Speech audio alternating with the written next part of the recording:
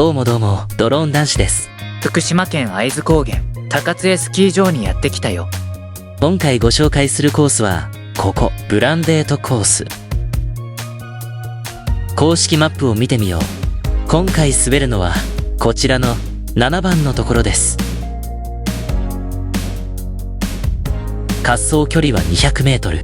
距離は短いけど、深いカービングができるコースなんだよね。最大斜度は25度で、圧雪バーンがいい時は何回でも行きたくなる。こちらの第4リフトに乗って上まで行きます。コースに行くまでは少しだけ距離があります。それでは行ってきます。